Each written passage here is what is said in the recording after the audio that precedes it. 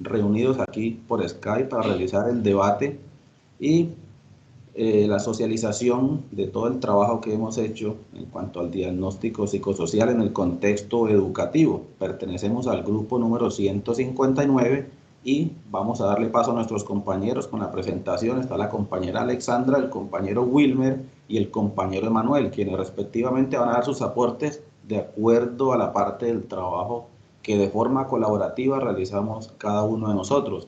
Fue una experiencia bastante enriquecedora en cuanto a que pudimos salir del contexto del aula como tal, aunque fue desde el ámbito virtual por efectos de la pandemia que vivimos. Aún así hubo un acercamiento y pues se pueden tomar las experiencias directamente de personas que están envueltos en ambientes educativos, como fueron los docentes o el personal administrativo, o de una u otra forma personal que está relacionado, como los padres de familia y los mismos estudiantes. Entonces, bueno, sin más preámbulo, vamos a darle paso a la compañera Alexandra para que inicie con su aporte y así sucesivamente todos vamos participando. Siga, Alexa. Gracias, Carlos. Buenas noches para todos. Como decía el compañero Carlos, pues fue una experiencia súper bonita. Tuvimos la oportunidad de conocer otros conceptos acerca de la educación, de los padres, de los hijos, de los mismos docentes y coordinadores y psicólogos de las mismas instituciones. En este caso, voy a hablarles un poquito acerca de las causas. Sabemos que problemas de aprendizaje se dan también debido a problemas genéticos. Muchas veces nuestros padres o nuestros abuelos tienen problemas o lo tuvieron en aquel tiempo y nunca fueron a veces detectados de problemas de aprendizaje, pero resulta que por generaciones nuestros hijos pueden nacer con esa dificultad, ¿cierto? Un problema de aprendizaje no quiere decir que sea una persona que nunca va a aprender, sino que tiene una forma diferente de hacerlo. En este caso, nuestros entrevistados plantean mucho que desde lo genético se puede hacer. También las causas de esto es por el medio ambiente, porque ahorita, por ejemplo, con tanta contaminación, tenemos el plomo como tal, que también es un activador digamos, de la problemática de enseñanza de los niños. También teníamos, por ejemplo, la falta de acompañamiento de los padres, por lo que el diario vivir, no siempre los padres tienen la oportunidad de estar con sus hijos y hacerle un seguimiento de sus procesos escolares. Entonces, muchas veces ni siquiera tienen un diagnóstico que confirme que sus hijos tienen alguna dificultad de aprendizaje. También estábamos hablando acerca de que estos niños son muy aislados, no tienen esa confianza en sí mismos y tienen muchas dificultades para socializar con los demás. También debido a las encuestas estábamos mirando que la falta de acompañamiento y, por ejemplo, en la parte educativa, no todas hablamos de inclusión, pero no todos vimos la inclusión como tal. Entonces vemos que las estructuras o simplemente los docentes o los profesionales de apoyo no están lo suficientemente preparados o simplemente no están en las instituciones, porque de todas formas a veces son niños, muchos niños con estas dificultades, pero muy pocos profesionales para atenderlas. Como decía anteriormente, no todos los niños tienen un diagnóstico acerca de la dificultad del aprendizaje. Entonces, debido a esto, muchos niños quedan sin un diagnóstico, no hay una metodología que les ayude a que ellos sean unos seres más participativos, que hayan procesos de inclusión en las aulas. Es más, en los mismos hogares no hay esos procesos, entonces ellos se van viendo relegados y van perdiendo como esa autoestima, la facilidad de comunicarse con el otro, interrelacionar con sus compañeros. También muchas con el tiempo se aburren del colegio, de la escuela, y muchos deciden no volver. Hay mucha deserción académica porque a la vez también sus notas no cumplen el estándar de los demás compañeros, entonces eso los desmotiva demasiado y hace parte de que ellos decidan no volver al colegio. Entonces hay mucha desescolarización, perdón, y fuera de eso el resultado académico no es el mejor. Y como les decía, nos hace falta mucho aprendizaje, tanto de los padres como de los docentes, para tratar niños con estas dificultades. No sé si quien quiera agregar algo o quien quiera continuar. Bueno, buenas noches para todos. Con referente al complemento de la compañera Alexandra, también encontramos lo que son los factores de riesgo de esta investigación del ente educativo. En las partes del bajo, partes como factores de bajo rendimiento, encontramos el bajo rendimiento escolar, el desinterés por aprender, falta de apoyo familiar, educativo y social, factores culturales como la formación académica por los padres, el abandono escolar, pocas calificaciones profesionales por parte de los sistemas educativos, desequilibrios emocionales que afectan a el estado anímico de los estudiantes, problemas familiares, violencia, dificultades en relaciones interpersonales, sociales, indisciplina sobre todo, y se influye mucho en la falta de valores por parte del hogar. El entorno de la sociedad o muchas veces el entorno de crecimiento de las personas influye un poco, pero la buena construcción desde casa nos ayuda a formar una gran persona en el ámbito escolar.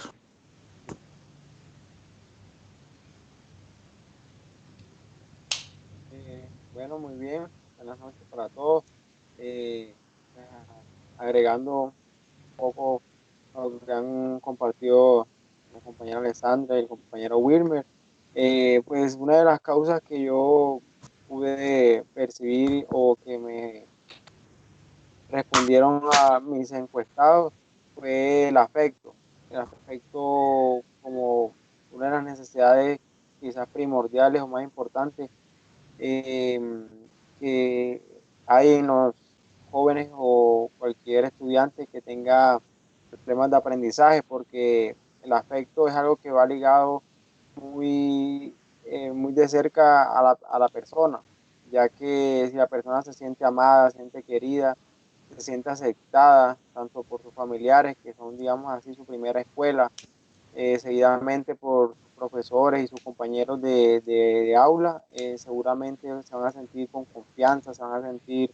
valorados y eso les va a dar como cierto ánimo, cierta eh, plus para que ellos puedan avanzar con la parte ya de aprendizaje. Investigando un poco sobre eso, la parte del afecto, dice que una de las principales causas por las cuales se ve obstruido el aprendizaje en un estudiante es el afecto. Por ejemplo, encontré que en López, en el año 1985, eh, él dice que la principal función de los vínculos afectivos es resolver las necesidades interpersonales y aportar la seguridad que éstas demandan. Entonces, una de las necesidades que él menciona ahí es la seguridad emocional. Dice que la seguridad emocional se genera desde el niño nace. ¿Por qué? Porque él eh, desarrolla lo que se llama el apego principalmente a sus padres, luego el apego a las personas que están más cercanas a él y eso le hace sentirse seguro, le hace que él tome confianza y así pueda expresarse, pueda abrirse a explorar su entorno, a querer conocer, a querer aprender. Pero pues que por el contrario él no se siente más bien, no se siente querido, se siente un poco como aislado, como que recibe poca atención, poca importancia, él va a comenzar a sentir eh, desconfianza en sí mismo, temor, miedo a aprender, de pronto muchas veces tiene las capacidades, pero el mismo miedo a que de pronto vaya a ser, se vayan a burlar de él o a ignorar, a rechazar, no permite que él se pueda expresar y demostrar quizás esas capacidades.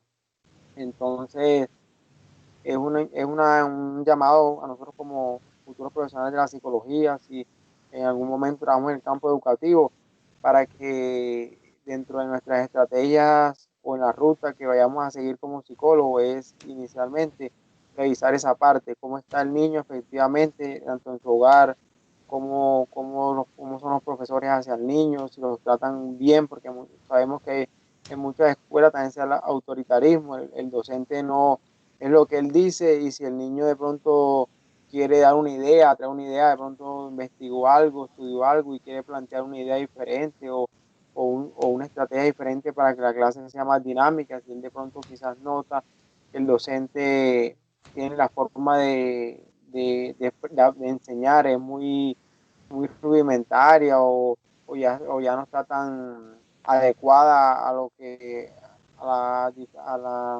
los niveles de educación actuales. Él puede dar una idea, pero muchas veces el docente, como es el que, digamos así, el líder de la clase, entonces es lo que él diga y no más. Entonces, por eso hay que tenerlo en cuenta para cuando se vaya a trabajar con niños con problemas de aprendizaje, mirar esa parte del afecto.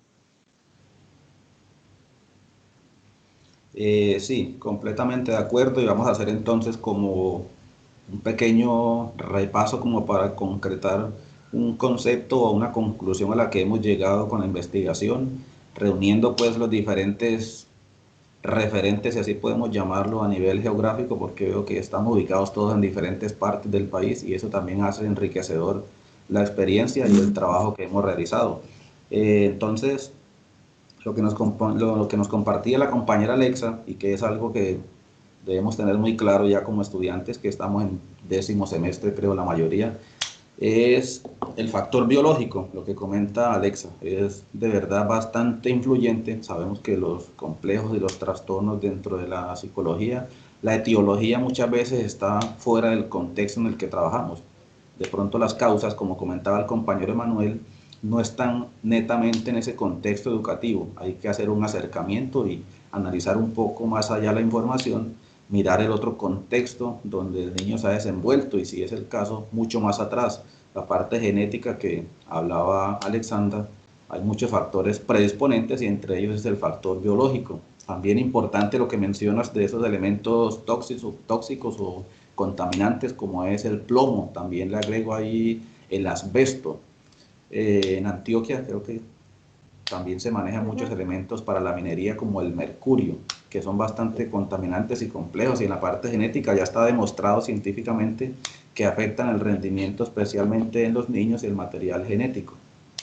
Listo, entonces resumiendo eso por ese lado. También hay causas, obviamente, que son ya del ambiente, si así lo podemos denominar, como es la falta del acompañamiento.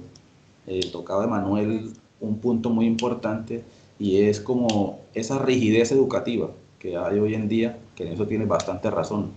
Realmente creo que es una falla ya del sistema, no es incluso de los profesores, sino es una falla del sistema educativo, porque al niño se le impone, al profesor se le impone una malla curricular que es lo que se va a enseñar.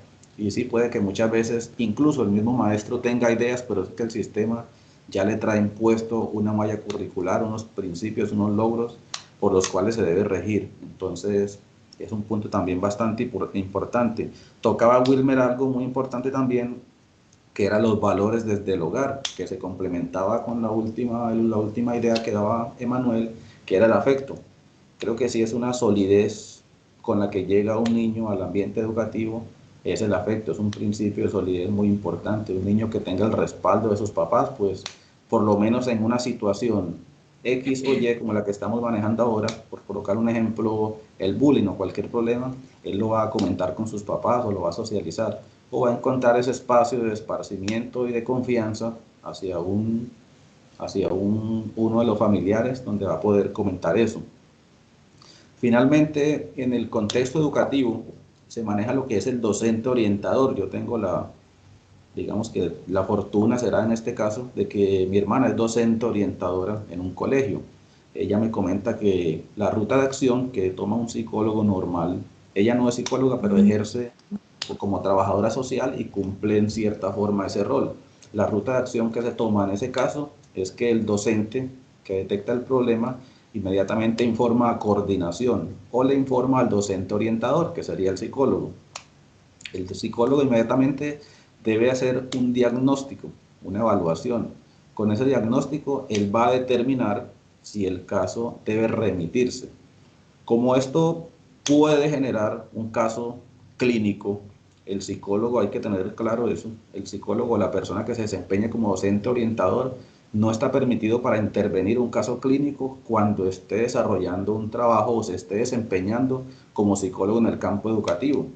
La ley 1090 de 2006 estipula como un deber del psicólogo que debe remitir ese caso al psicólogo clínico. Y no es porque no tenga las condiciones, puede que incluso el psicólogo sea especialista también en clínico, pero no vamos a tener los recursos psicotécnicos que vamos a necesitar para esa intervención en ese ambiente educativo. Entonces lo mejor es remitirlo. Si es el caso, se remite al psicólogo clínico o a una EPS en particular. Esa EPS ya determinará entonces un equipo interdisciplinar. Les comentaba en el texto reflexivo que ese equipo interdisciplinar pues ya puede incluir de pronto médicos especialistas, un fonoaudiólogo, o tratar de encontrar si hay una causa o factor biológico como tal dentro del problema de aprendizaje de ese niño. Una pregunta que nos hacían en el texto reflexivo era si era pertinente hacer la intervención o tratar esos problemas de aprendizaje desde el ambiente del psicólogo educativo.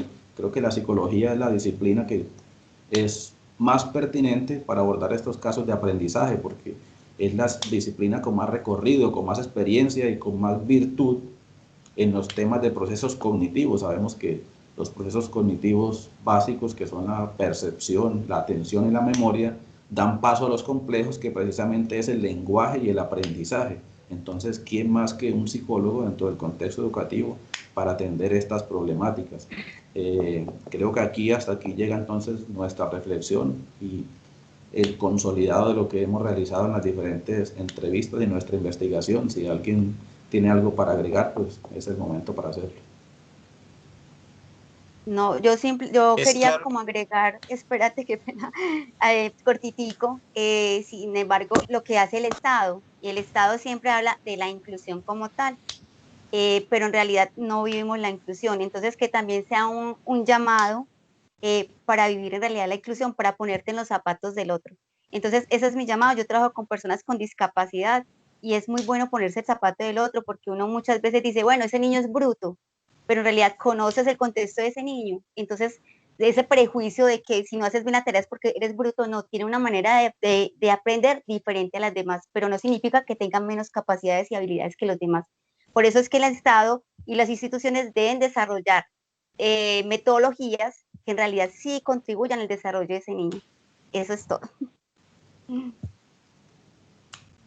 complemento un poco lo que dice el compañero Alexandra. En la parte de la inclusión, vemos que Está escuchando comparación a entrecortadito. en la parte de, del país, son más las partes de exclusión social que de inclusión en el ámbito educativo. Con referente a las entrevistas a los diferentes números de personas, profesionales, estudiantes, padres de familia, vemos que todos giran en un solo entorno, que es con las personas que tienen problemas de aprendizaje. Entonces, este desarrollo del trabajo tiene un solo fin: evitar eh, el problema mayor de esto, que es el rechazo, es que lo lleva a un extremo, que es el suicidio. Entonces, tenemos que mitigar este tipo de situaciones para evitar unos problemas o unas consecuencias.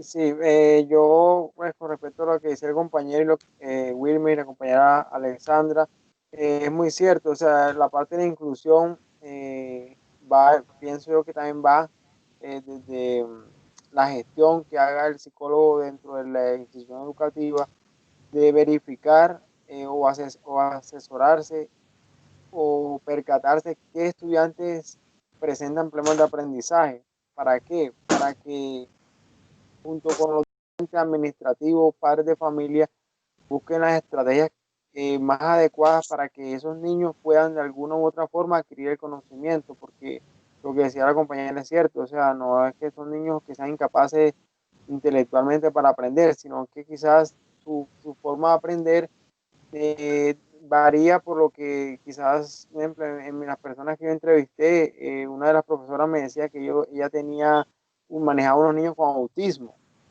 que de pronto tenía un niño con autismo que de pronto una de las cosas que le veía como negativas era que él se aislaba de sus compañeros, de pronto le faltaba un poco más la parte social, pero que intelectualmente era un niño muy pilo, de hecho era uno de los mejores del salón, o sea, muy inteligente, leía mucho, o sea, de pronto entonces le faltaba un poco, aflorar un poco lo social, entonces hacer más actividades integrativas, actividades deportivas, actividades recreativas, que de pronto buscando algo que le guste, que le llame la atención, y así como incluirlo para que él de pronto esa parte social que le hace falta la pueda desarrollar un poco más. Y también me contaba un niño que era lo contrario, o sea, era muy social, muy compañero, o sea, se daba muy bien con los compañeros, pero quizás era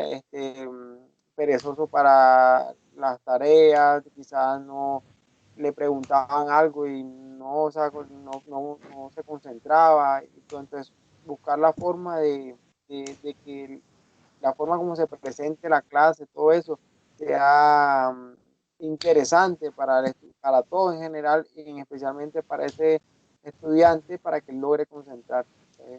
Como que eso. ¿Listo? Bueno, compañeros, creo que entonces damos por terminado la experiencia que hemos tenido en cuanto al quehacer del psicólogo, porque en eso se resume todo, y lo que dice William es muy cierto. Una forma de resumirlo es que lo que buscamos es buscar una consecuencia mayor, que se convierta en un problema de salud público o que finalmente termine desmejorando las condiciones de la calidad de vida de los estudiantes en este caso. Entonces, muy buena nuestra experiencia. Muchas gracias a todos y quedamos pendientes a una próxima actividad. Bueno, Nos muchas vemos. gracias. Feliz noche para Gracias. todos.